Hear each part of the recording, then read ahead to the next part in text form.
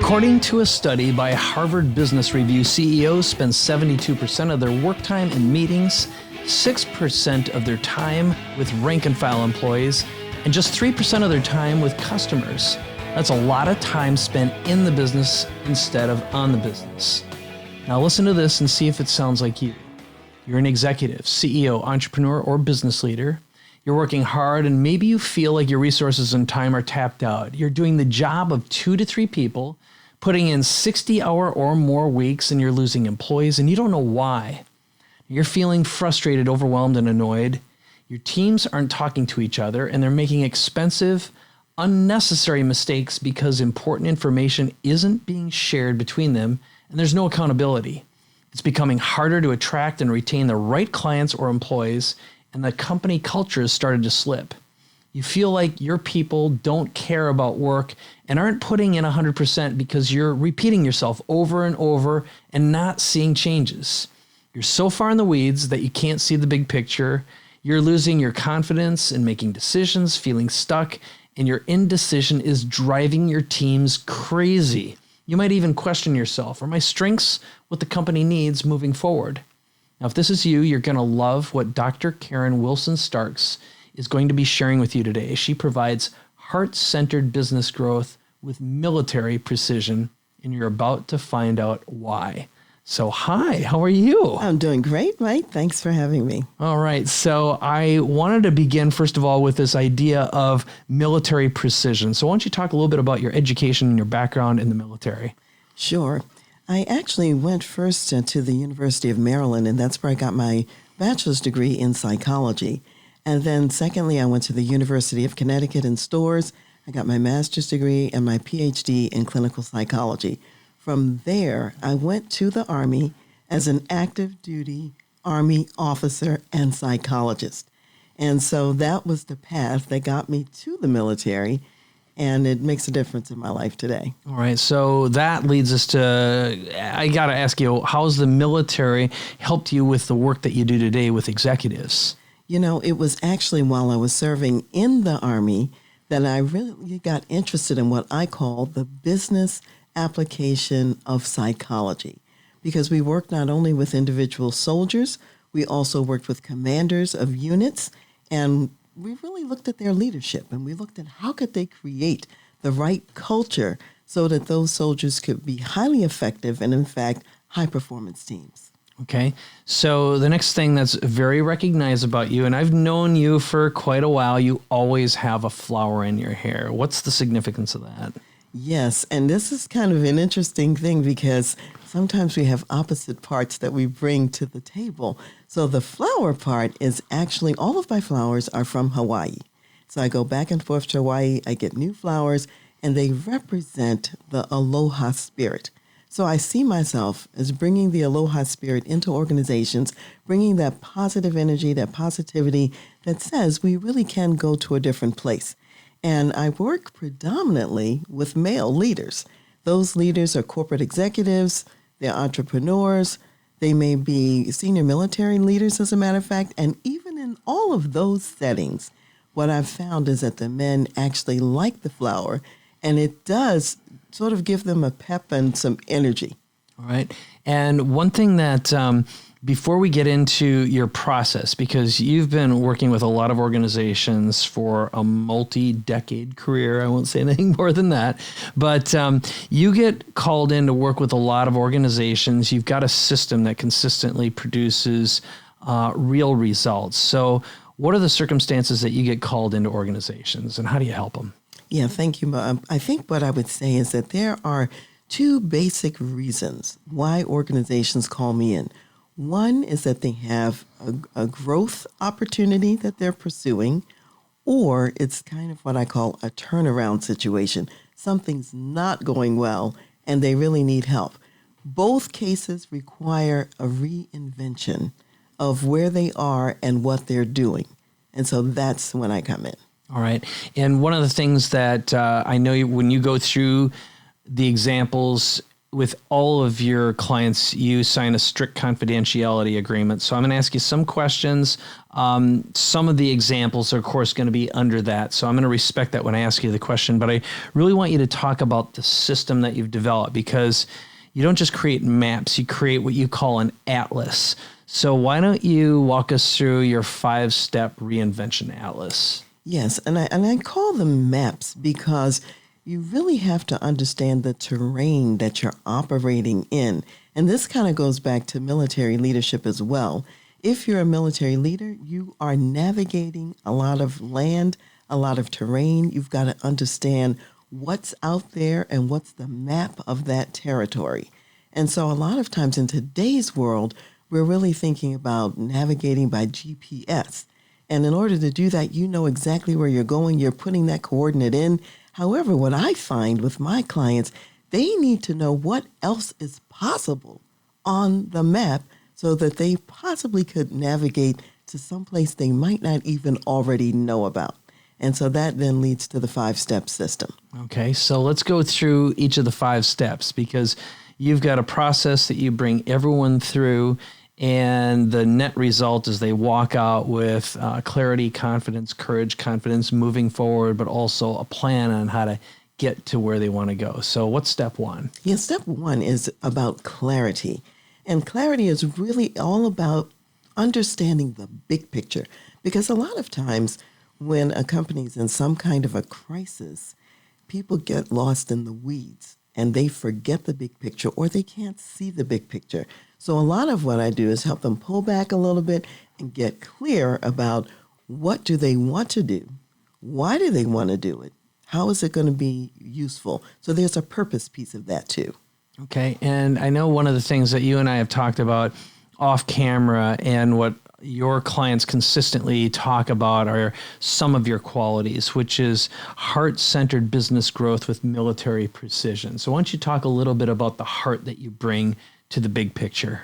You know, when people are in crisis, they really want someone who's going to be there with them and who's going to walk with them through the difficulty, not just come in and drop off a map and say, okay, good luck, see you later. So I think what my clients recognize, I care about them. I come alongside them with tools, with resources, with knowledge, with information that comes from a variety of different industries. And as you say, multiple decades of working with a lot of different kinds of businesses and companies. And what I think they value is that I'm going to walk that journey with them. If they're scaling a mountain, going up a hill, or whatever it is, we're going to do it together. And therefore, it's going to get done well. Very nice. So what is map number 2 after you go through the clarity map? Map number 2 is really about opportunity. And it's really thinking about what are the different perspectives, the different options that are out there that they could look at and could potentially select in terms of moving forward. Because a lot of times when people come to me, they have gotten narrowed in their focus, and they don't always see the full panoply of opportunities that are out there. So it means, what am I going to select to do? And also, what am I going to choose not to do, because I'm going to maximize the better opportunity? Okay. And what are the key benefits of going through the opportunities? Like, what are the key things, 1 or 2 things that you see people get right away once you get them to look at the opportunities and sift and sort them, and what value you bring into the table beyond that? Well, one of the pieces is that it gets people talking together as opposed to operating in silos. I find that frequently when there are challenges, people have been in their silos for a long time. They actually have been not talking to each other. They don't see the big picture of what the collective opportunity is and what's the reason why they might be better off to talk together and co-create together. Okay. So what's the third map that you work on typically? What goes next? The third would be priority map, because you've got to figure out what to do first and what to do second. And a lot of times a priority has to do with what I call the biggest levers for change. We want to select something that's really going to knock down a bunch of dominoes and head in the direction that they want to go in. Sometimes I find that clients are doing the wrong thing at the wrong time. maybe it belongs in the map, but it's not the first priority. Okay. So what does that ultimately support the leaders to do? What happens for the people that you're working for on the executive level? What are the benefits and results that they see? Yeah, that frees up the executives to really focus on the vision and to focus on the strategy. And so frequently in businesses that are struggling, the executives have gotten mired in the day-to-day operations and into those weeds, and therefore they don't have the clarity about the what and the priority anymore. Okay. And I know step number 4 in this map is the one that you've shared with me. You've had massive success with, and you're well known for in the industry in transformational leadership. But what is step number 4? Step number 4 is really the culture map. Because if you really want to dial in the kind of change and the kind of difference that my clients are looking for, you have to create a culture that supports those kinds of changes. And sometimes people don't recognize or see how the culture is really holding them back. And so I spend a lot of energy and a lot of time on that. So there's the corporate culture, and there's also specialized kind of cultures they may have to look at as well. Okay. Now, you've got a super interesting background, and why don't you talk a little bit about your history, specifically your ethnic history, and how that has become extremely attractive to a lot of the executives who bring you in, and how that specialty, that insight you bring to the table has actually expanded the reach, the sensitivity of the leaders, opened up their hearts, and made the environment significantly better to work in and operate in. So what is that? All right. In my own background, I am actually both African American and also Cherokee.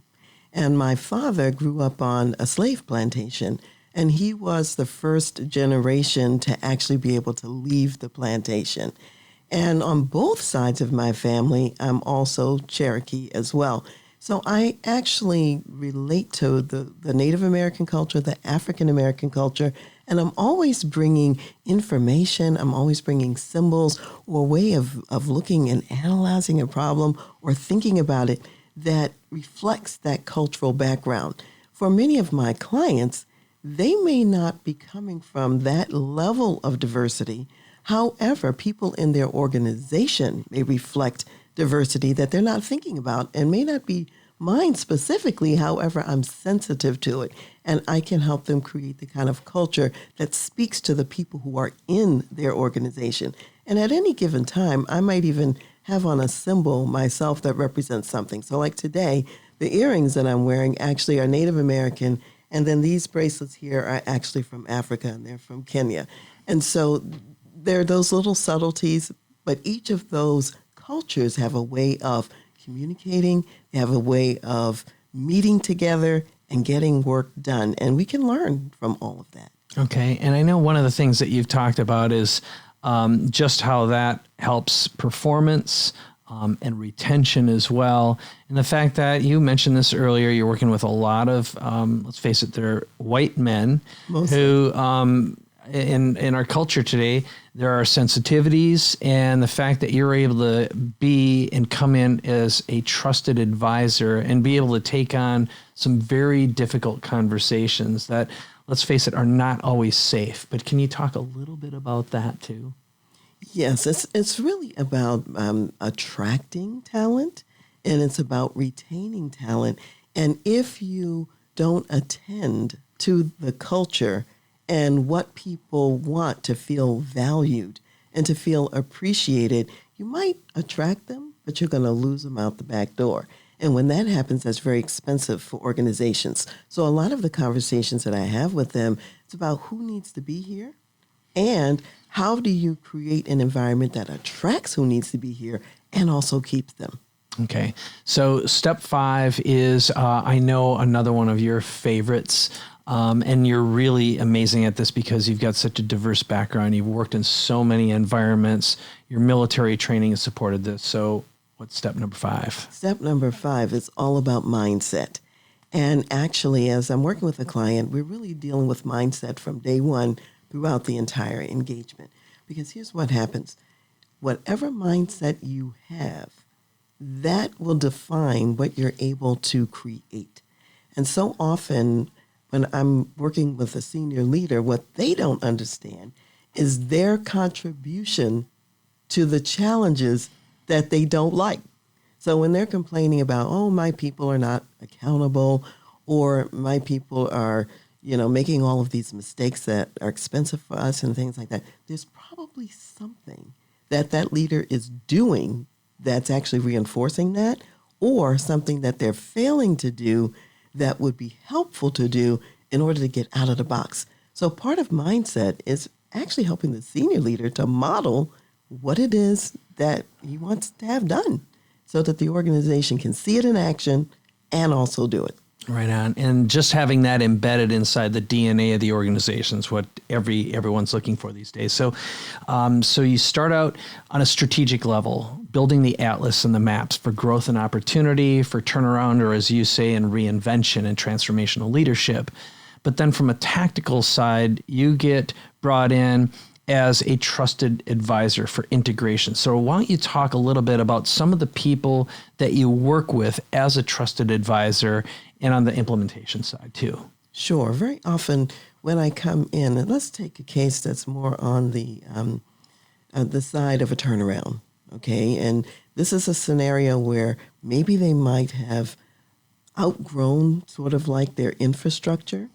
Perhaps it's an organization that's moved from a large, small organization to mid-size, or they've moved from mid-size to large, and they no longer have the right infrastructure to support the work that they're doing at this point. So that means thinking about who's on the team. So I often help them to think about who else needs to be selected, who else needs to be brought in order to deal with the current work. That gets the executive members very often out of the operations piece. And we get involved in developing the people who are already there, thinking about succession, thinking about, what's going to happen the next day, and really getting in there, coming alongside those teams and showing them what it takes. What are the skills that you need to be high performance? How do you do it? That's a lot of what I'm doing as well. Okay, and I know as we were getting ready for our interview, you got a call from one of your clients. So you're always on demand, it seems, and when a trusted advisor comes, when there is a big situation going on, how do you deal with that, and how do you serve as a sounding board? Yes, it's very important. I mean, I meet with my clients on a regular basis, so we talk through whatever is going on, and we're working through their map and getting the results that they want. At any given time, let's say we don't have a scheduled meeting. If there's a crisis in that organization, my clients have my cell phone number. They call me and we will talk about, okay, how do you walk through this? I don't want them climbing up that mountain alone without resources, without the tools, and without their advisor, their guide, there to help them navigate that terrain and get to safety where they're trying to go. Okay. Now, I know you also have other resources and professionals you bring in. So what are the key areas where you find that's necessary, that's made the biggest impact in the shortest period of time? Yes. If I'm actually doing a major selection for a client and we're looking at bringing in executive talent, many times I'll have some partners, other consulting psychologists that I bring in so that we have a couple different lenses and a couple different eyes on the prospects, on the candidates, so we can select the best hire. We know if you don't get the right person and you have to replace them in a short period of time, that is very expensive for an organization, not only financially, but just in the time that's lost and the organization feeling demoralized that, we didn't have the right person and we've lost some ground. So I'll bring in partners for that and also for recruitment. Because sometimes they don't have a recruiting arm sometimes, and they need to be able to look out there and find somebody else. Great. I can see how that makes a huge difference. So let's talk a little bit about who's a right fit for you in the growth and opportunity phase of the business and who's a right fit for the turnaround phases. What are you typically looking for the people who are going to have the most success? What's going on, and what phases are they in their development and their growth? Well, if I think about a growth and opportunity business, usually there's not anything specifically that's broken there. These are companies that have been very successful. They've gotten to a certain point. They're looking out the window and they're saying, if we're going to continue to be successful, we might need to go into a new market. We might need to, create a new product or a new service. And so they're thinking about what else is going to keep us on the cutting edge, what else is going to keep us relevant, so they're dialing in that opportunity side. Now, what's challenging is that maybe they haven't figured out how to add that service yet or that product, and perhaps they don't have the right people on the team yet to make it happen. So I'll give you an example. I have one client I worked with that was a large foundation, in the United States. A foundation, you'd recognize the name. They have a lot of assets and they make a lot of impact. And they were switching their business model from being an operating foundation to being a grant-making foundation. So when you're operating, your program managers, they're actually out there doing the work of the foundation.